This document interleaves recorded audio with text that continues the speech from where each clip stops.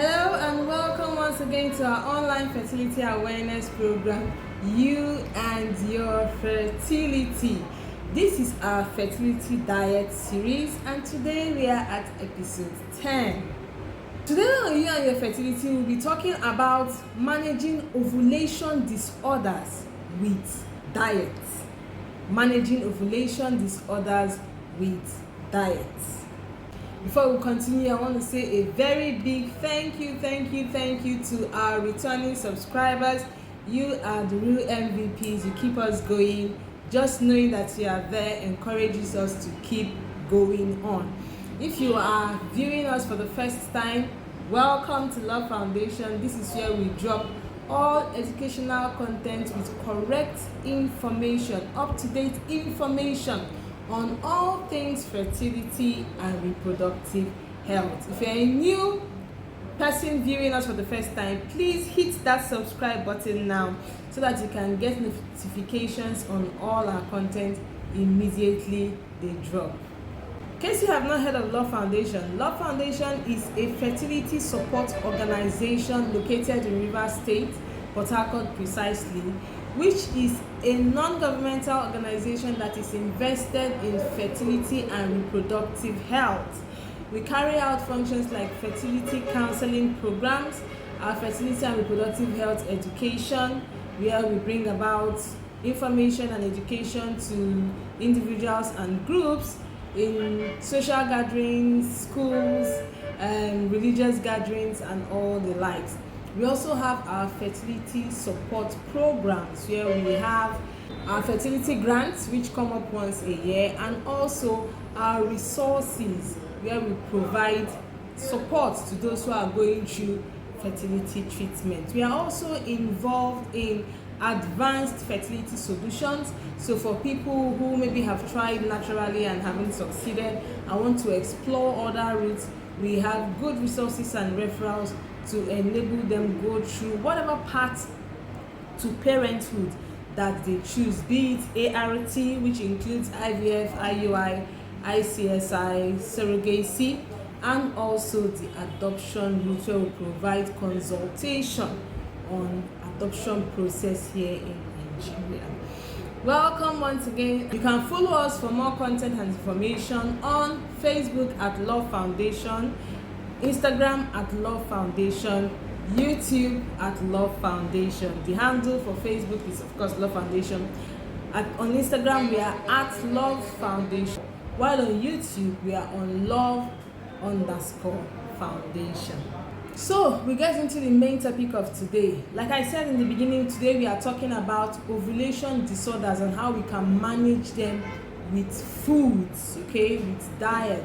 Of course, ovulation disorders are one of the leading causes of infertility or reproductive health challenges in the world. Remember that 1 in 6 people are faced with fertility challenges across the globe. And for this number, almost 50% of them will be having challenges with ovulation.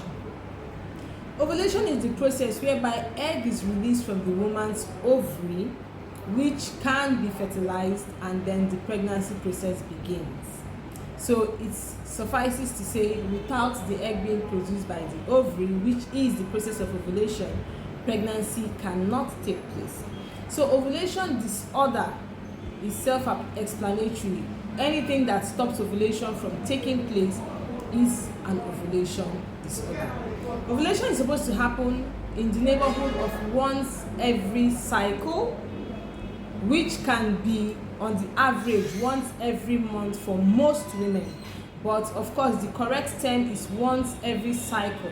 Remember, we have said that a cycle length can be from 21 days to 35 days. Anything between this range of time is a normal cycle. So for people who have their cycles as 35 days, you might see that they might not have their periods every month exactly. And of course, it also follows that ovulation might not come per month as we normally count calendar months. Some people have abnormal, I want to put that in quotes, cycles, where the cycles are longer than 35 days. So they have like 60-day cycles, 45-day cycles, 75-day cycle, 90-day cycle, and they get their period once in 6 weeks, once in 3 months, thereabouts. For those people, ovulation obviously cannot happen once every month. So anything that causes ovulation disorder is what we are talking about today. Now, when it comes to ovulation, we can trace ovulation disorders to 3 basic causes. These are insulin resistance, oxidative stress, and chronic inflammatory processes. This is long grammar, but long story short, these are the things that can take place inside the body that will make it difficult for the ovary to release an egg during the time of ovulation.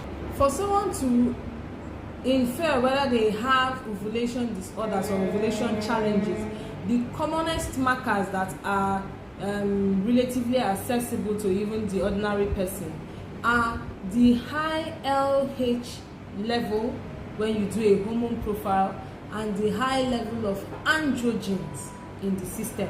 These are pointers to the fact that somebody might be having ovulation disorder. So if you're talking about tests to know whether somebody has ovulation disorder, it is hormone profile, and that hormone profile will appear as a high LH level, relatively low or borderline low FSH level, and high androgens. This immediately tells you that this person is having ovulation disorders.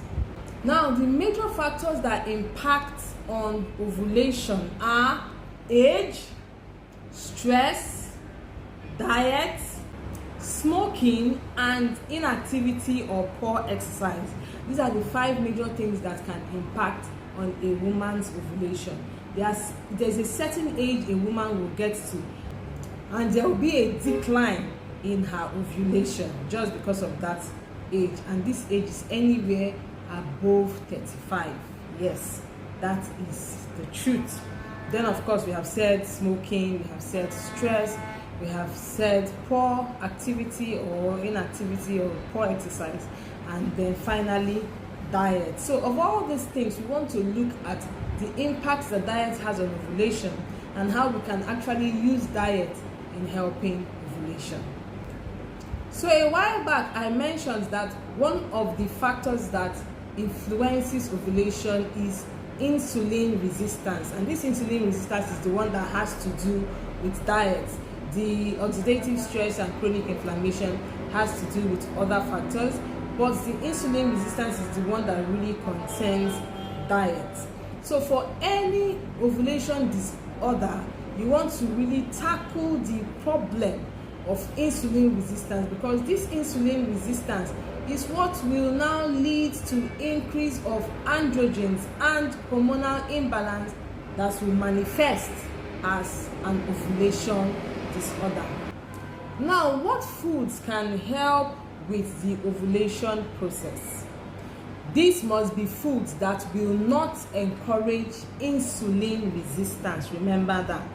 So we are looking at foods that have low glycemic index. These are the foods that have a lower quantity of carbohydrates inside of them, even though they are carbohydrates, but the quantity, measurement of carbohydrates in them is low. When we are looking at this, we are looking at basically whole grains or whole grains used in making things like whole grain pasta, whole grain bread. Whole grains is one of the things that have low glycemic index. Another one is the brown rice. Brown rice also has a low glycemic index. So when you're talking about carbohydrates, foods that have low glycemic index, you can look up others. These are the foods that will not encourage insulin resistance and can help with the ovulation process. Another class of foods that can help with the ovulation process are plant proteins. So you're talking about your beans, you're talking about your lentils, you're talking about your soy, well, for women. Yes, these are plant proteins, and they will also not encourage insulin resistance, and by extension will help with the ovulation process. Of course, our unsaturated fatty acids, both monounsaturated and polyunsaturated fatty acids. These will also not encourage insulin resistance and will help with the ovulation process. Our Mediterranean diet, of course, we have talked about Mediterranean diets where we said it's a diet that consists mainly of fruits and vegetables, different colors of vegetables on your plate. In short, the more the colors, the better for you. This is the Mediterranean diet. Okay, so lean cuts of beef, preferably chicken and fish. This is what the Mediterranean diet constitutes of. Then, of course, we have our antioxidants. Antioxidants will also not encourage insulin resistance. You can get our antioxidants, of course, from fruits, citrus fruits, apples, pineapples. These, avocado, of course, these will have high level of antioxidants. Then, of course, is our folic acid or folate. Consuming folate can also help with ovulation because it does not encourage, in this particular case, insulin resistance, oxidative stress, and chronic inflammation. Also, antioxidants do not encourage oxidative stress as well as insulin resistance. So we are also looking at things like tomatoes, walnuts. All these are necessary for helping to improve ovulation. Finally, foods rich or fortified with vitamin D and foods rich in iron will also help to improve the ovulatory process.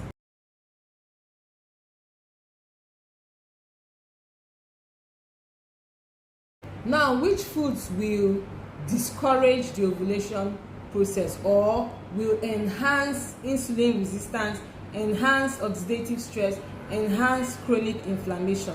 So basically the opposite of all we have talked about. Number one, they are foods with high glycemic index. So you're talking about your gluten containing meals, talking about your white rice, you're talking about processed carbohydrates, all those things, sugars, all those things have high glycemic index. So grouping all this together, we can call them the Western diet. Western diet has to do more with simple sugars. Okay, so your burgers, your fries, potato, white rice, all of that. Then high content of animal protein, your steak, your beef.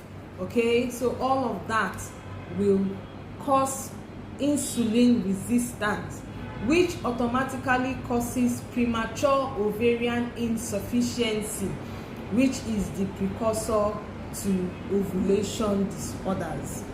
So we are saying stay away from so much of the Western diets, which constitute the things that we have just mentioned now. Of course, saturated fatty acid, trans fat are also culprits in causing ovulation disorder. So if you can stay away from them, ensure there are so many studies. If you go online, you'll find out that there are so many studies that have shown that these foods actually contribute to ovulation disorders. Studies are done where some people are placed on what they now call the ovulation diet, and some people placed on anything that they want to eat that do not contain the ovulation diet, and they found out that the ones that were consuming foods that did not have the, or that did not constitute of the ovulation diet had difficulty ovulating as against the ones that had the ovulation diet. So it is something that you as an individual can just decide. If you feel that you're not ovulating properly or you're having challenges with your ovulation, you can decide to just take out all these things we have mentioned out of your diet and introduce the ones we have said can help. Whatever other treatments you are taking will now be encouraged with this lifestyle change that you have made, because we have always said it, that lifestyle is one of the important factors to consider for fertility health. You might be taking all manner of treatments, but if your lifestyle is not tallying to the treatments you are taking, you would be treating in vain, or you will be having frustration because you will not be getting the desired results. So of course, our added sugars, our caffeine, our processed foods, all of those will encourage insulin resistance, which will cause premature ovarian insufficiency, which is the foundation of ovulation disorders. We want to thank you for staying with us today. We hope you have learned something new. Ovulation is a process that happens only in women, and it happens on the average once a month, but there are factors that can make it not happen. These are the things we have discussed in this video. We will continue to bring you more educational content. Once again, thank you so much. Thumbs up to all our returning subscribers and all our old-time followers. For the new ones, we say welcome. Please hit that subscribe button right now and tap on the notification bell so that you will get alerted when our informative and educative content drop. I remain your host, Dr. Uju Eze, CEO of Love Foundation. Until we come your way again next week, please follow us on all our social media handles: Facebook at Love Foundation, Instagram at Love_Foundation_, YouTube at Love_Foundation. Thank you. See you next week.